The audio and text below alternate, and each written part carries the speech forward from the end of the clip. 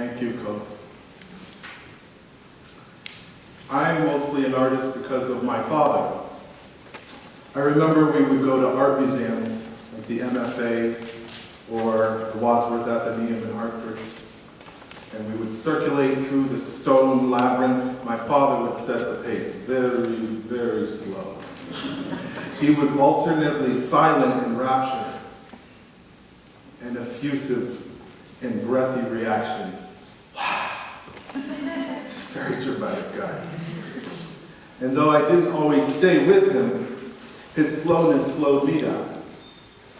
He would stop in front of a Rembrandt portrait, his favorite artist, or a Franz Klein abstract expressionist, just a few strong black lines.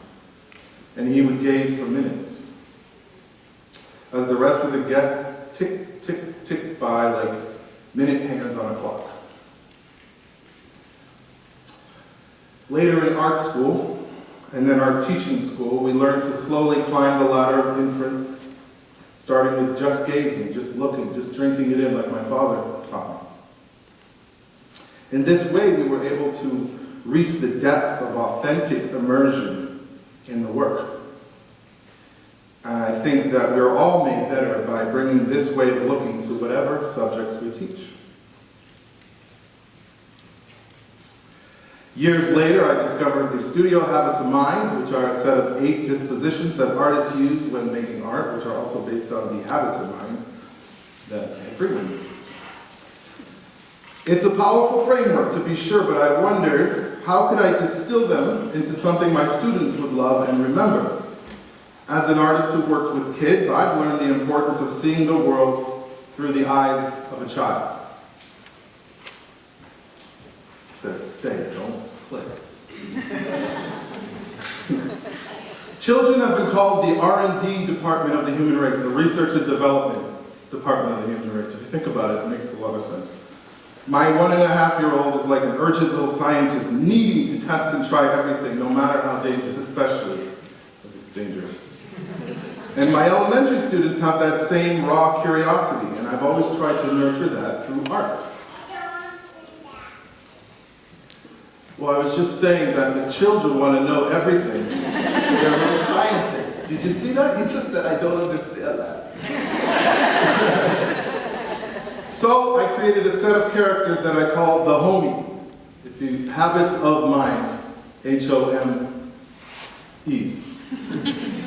My challenge to you, as you listen to the following 4 presentations, is to see which homie suits each one best. For example, is it, once upon a time there was a stellar storyteller, told a story with their art, what a stellar girl, a fella. That's why I needed the water. Each homie has its own theme song. Tonight you will meet 4 stellar storytellers who will share their different points of view and bring you along on the journey that explains this innovative, creative, student-centered learning happening inside and outside of their classrooms. Or you could be the eagle-eyed detective searching for clues. I have a magnifying glass that I use for that. Because you will see presentations that may or may not directly link to whom or what you teach. I challenge you to be the eagle-eyed detective and look closely to see what you can find. What hidden details, what connections can you find? Try your best to be the inspector, reflector, inspect and reflect. Oh. So that one is like, you say it, and then you can say whichever, why don't you guys try it? Okay, you say inspector, reflector, and then you say like whatever reaction you have to your work. You ready? 1, 2, 3. Inspector, reflector, inspect and reflect. Okay. So as you listen, take the time to reflect. How can I use these inspiring examples to make my work, my lessons, even better? You can use the homies as little or as much as you like. I've shared the images and the songs on the 5DP website, and you should have grabbed a handy-dandy to-go menu that on your way in, which explains each one. So no matter what you teach, who you teach or where.